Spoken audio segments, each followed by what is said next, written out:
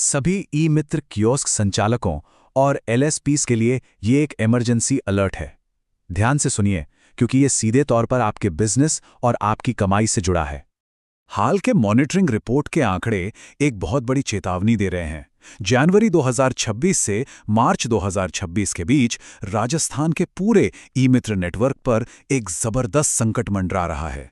लगभग 40,000, जी हां, 40,000 ई मित्र kiosk suspend होने की कगार पर खड़े हैं। और इसकी वजह है ई मित्र की नई आरएफपी 2025 में आए दो बिल्कुल नए और बहुत ही सख्त नियम। चलिए सीधे मुद्दे पर आते हैं। ये दो नियम हैं SLA 9.1 फर्स्ट और SLA 9.2 थर्ड। अब ये समझना बहुत ज़रूरी है कि ये नियम आखिर है क्या और ये आपकी जेब पर कैसे असर डालने वाले हैं। तो सबसे पहले बात करते हैं SLA 9.1 फर्स्ट की। ये नियम सीधे सीधे कियोस्क की परफॉर्मेंस को टारगेट करता है और जो कियोस्क अच्छा परफॉर्म नहीं कर रहे हैं उनके लिए ये सबसे बड़ा खतरा है। नियम बिल्कुल साफ और सख्त है। अगर कोई भी ई मित्र कियोस्क लगातार 3 महीने तक हर महीने 30 से कम ट्रांजैक्शन करता है तो उसे नॉन परफॉर्मिंग मानकर तुरंत बिना किसी दूसरी चेतावनी के सस्पेंड कर दिया जाएगा। अब लापरवाही की कोई गुंजाइश नहीं बची है। अब आते हैं दूसरे नियम पर, जो पहले से भी ज्यादा मुश्किल है। SLA 9.2 third. ये नियम सिर्फ ट्रांजैक्शन की गिनती के बारे में नहीं है, बल्कि ये नई सर्विस देने पर जोर देता है। इस नियम के मुताबिक हर कियोस्क को 3 महीने के अंदर कम से कम एक नई सर्विस का ट्रांजैक्शन करना ही होगा। और यहाँ नई सर्विस का मतलब है कोई भी ऐसी सर्विस जिसका इस्तेमाल उस कियोस्क पर पिछले 3 महीनों में एक बार भी नहीं हुआ है। अगर ये नहीं किया तो कियोस्क को डिफॉल्टर माना जाएगा और नतीजा सीधा सस्पेंशन। कियोस्क संचालकों का तो बिजनेस ही दांव पर लग गया है, लेकिन एलएसपीज के लिए ये खतरा और भी बड़ा है। ये उनके लिए एक बहुत बड़ा फाइनेंशियल शॉक है। SLA के अंदर एक ऐसा क्लॉज है जो सीधे LSP के कमीशन पर हमला करता है।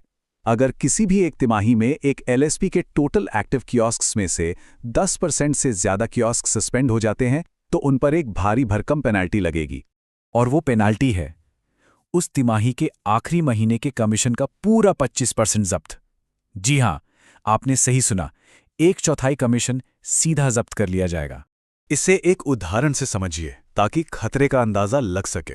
मान लीजिए एक LSP के पास 1000 एक्टिव कियोस्क हैं। अगर इनमें से 100 से ज्यादा कियोस्क सस्पेंड हो गए और उस LSP का महीने का कमीशन 10 लाख रुपए बनता है तो सीधा 2.5 लाख रुपए का नुकसान।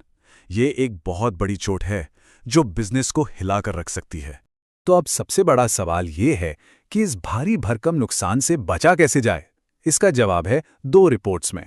ये सिर्फ रिपोर्ट्स नहीं बल्कि आपका सर्वाइवल प्लान है। पहली रिपोर्ट है बिलो 30 ट्रांजैक्शन रिपोर्ट। ये रिपोर्ट SLA 9.1 खतरे से बचाने के लिए आपका पहला हथियार है। ये रिपोर्ट उन सभी कियोस्क्स को ट्रैक करती है जो 30 ट्रांजैक्शन के टारगेट को लगातार मिस कर रहे हैं। इसमें पिछले 3 महीनों का पूरा कच्चा चिट्ठा होता है। इस रिपोर्ट में सबसे जरूरी कॉलम है डिफॉल्टर कॉलम। अगर किसी कियोस्क के नाम के आगे इस कॉलम में येस लिखा दिख जाए तो समझ लीजिए कि वो कियोस्क सस्पेंशन के रेड जोन में है और एक्शन लेने का समय आ गया है। दूसरी ओर उतनी ही जरूरी रिपोर्ट है यूनिक सर्विस समरी।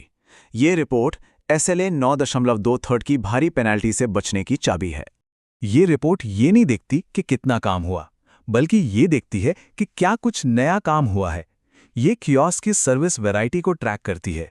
यहां पर सबसे खतरनाक कॉलम है डिफरेंट सर्विस। अगर इस कॉलम में 0 लिखा है तो इसका सीधा मतलब है कि कियोस्क ने कोई नई सर्विस इस्तेमाल नहीं की है, और इस डिफॉल्टर कॉलम में Y लिखा होगा। ये खतरे का सायरन है। तो संक्षेप में पहली रिपोर्ट पूछती है कि क्या काम काफी हो रहा है, और दूसरी रिपोर्ट पूछती है कि क्या कोई नया काम हो रहा है। पहली का फोकस है गिनती पर, दूसरी का फोकस है वैरायटी पर। दोनों ही रिपोर्ट्स में यस या वाई का मतलब है कि सस्पेंशन की तलवार सर पर लटक रही है। जरा सोचिए, 40,000 कियोस्क का सस्पेंड होना पूरे ई मित्र नेटवर्क के लिए कितना बड़ा झटका होगा। तो अब असली सवाल ये है, इस बिजनेस को बचाने के लिए क्या तैयारी है। एक्शन प्लान बिल्कुल साफ और सीधा है।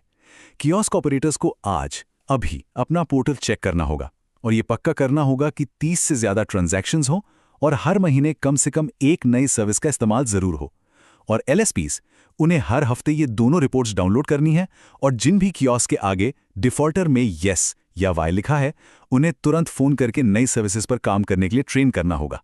अब इंतजार करने का समय नहीं है। इन रिपोर्ट्स पर तुरंत एक्शन लेना और बिजनेस को सुरक्षित करना ही एकमात्र रास्ता है।